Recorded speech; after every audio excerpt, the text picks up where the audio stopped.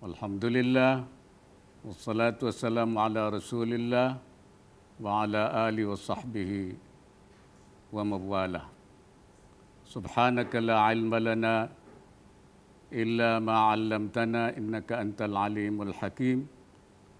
Allahumma arzuqna al-ma'arif ar-rabbaniyah wal ulum al-laduniyah wa ballighna rutbatal ihsan wa wahdatal syuhud.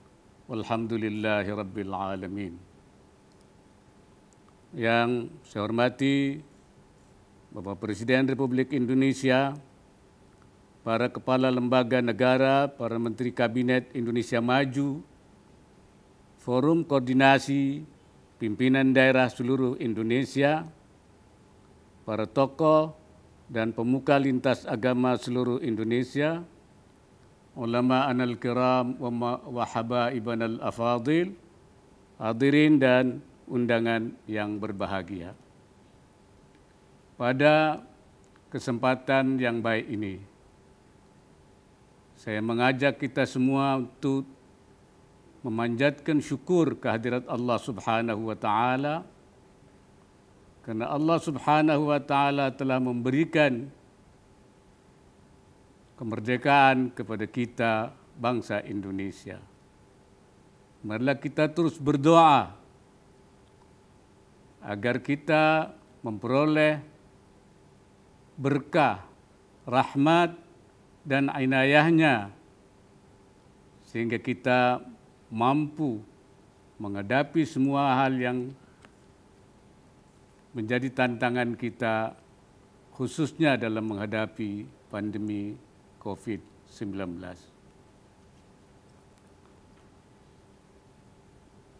Para pendiri bangsa dalam pembukaan Undang-Undang Dasar 45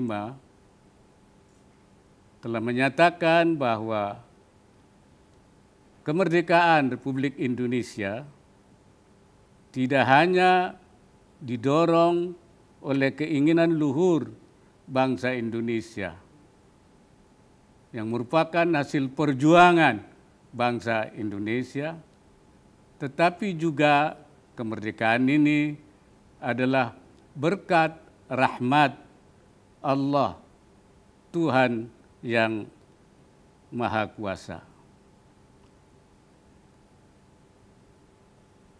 Dengan menempatkan ungkapan berkat rahmat Allah di depan, menunjukkan bahwa betapa pentingnya peran rahmat Allah itu. Dan itu sejalan dengan apa yang diucapkan Rasulullah sallallahu alaihi wasallam dalam doanya, Allahumma inna rahmataka arja min a'malina. Ya Allah, rahmatmu lebih kami harapkan dari amal-amal kami, dari kerja-kerja kami. Kenapa betapapun kecil upaya amal kita, kerja kita, bila mana memperoleh sentuhan rahmat Allah Subhanahu wa taala, ia akan berdampak besar dan mempunyai impact yang luas.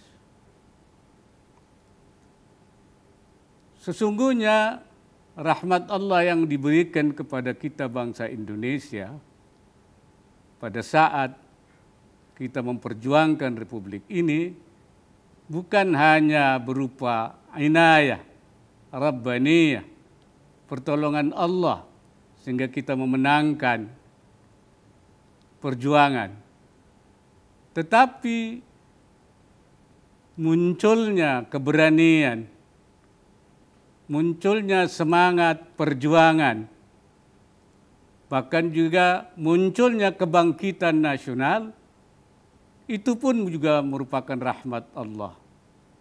Semuanya itu adalah merupakan harakah rabbaniyah, gerakan daripada Allah, karena sebelumnya bangsa Indonesia sekian lama berada di bawah penjajahan. Rahmat lain juga yang diberikan oleh Allah kepada kita adalah munculnya semangat persatuan dan kesatuan bangsa. Walaupun bangsa kita terdiri dari berbagai etnis, berbagai suku bangsa, berbagai agama, bahkan tersebar di daerah yang begitu luas geografisnya, tetapi kita mampu menyatukan barisan, mampu melakukan tauhidus sufuf wa tauhidul harakah, menyatukan gerakan, menyatukan barisan. Dan itu adalah tidak lain merupakan atiyah rabbaniyah, anugerah Allah Subhanahu wa taala.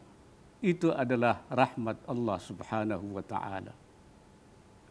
Bahkan bangsa kita, para pemimpin kita berhasil membangun kesepakatan nasional, membangun al-mitsaq al-watani, dan menjadikan Pancasila, Undang-Undang Dasar 45 dan NKRI sebagai landasan kita di dalam berbangsa dan bernegara.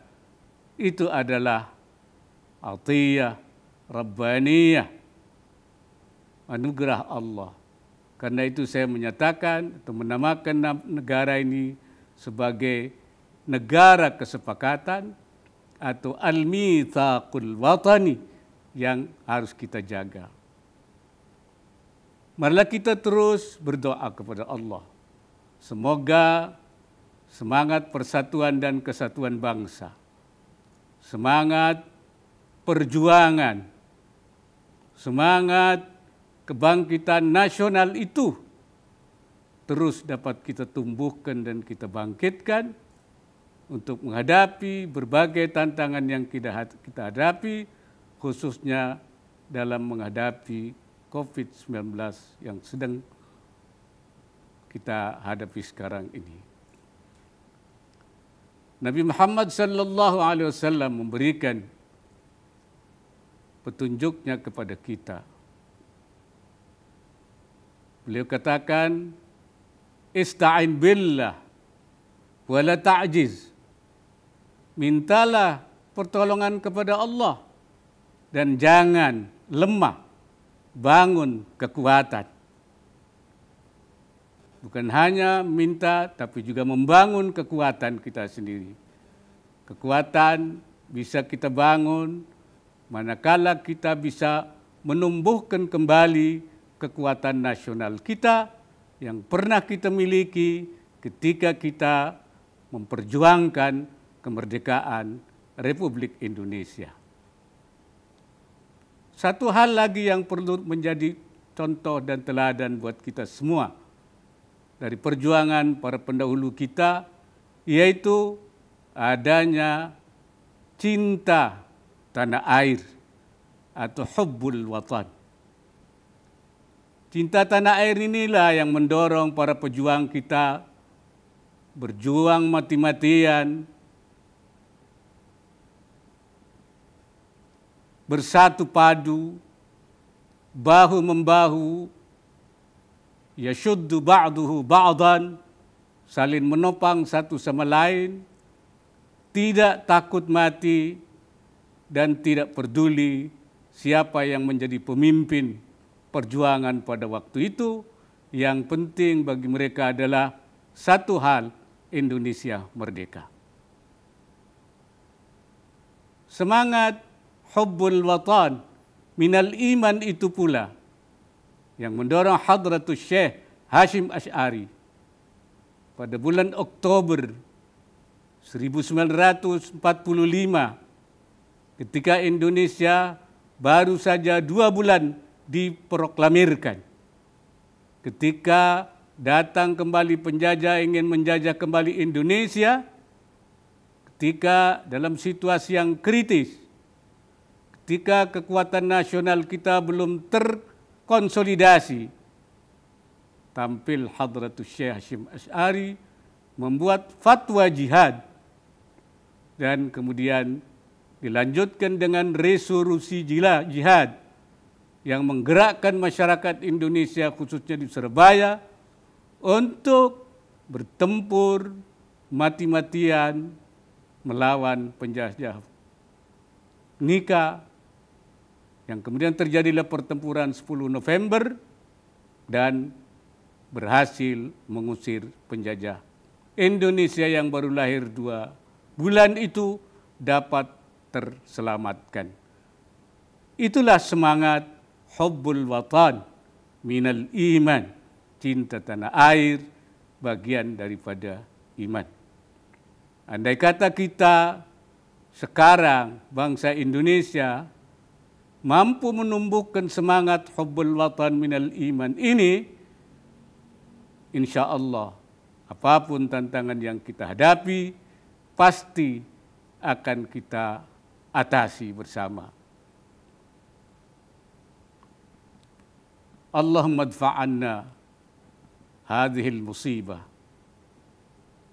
warzuqna fi daf'iha al-quwwata wat-tamkin wan-nasra wal-dhafra wan-najaha wal-fatha al-mubin ya qawiyyu ya matin wallahu al-muwaffiq ila aqwamit thariq. Wassalamu alaikum warahmatullahi wabarakatuh.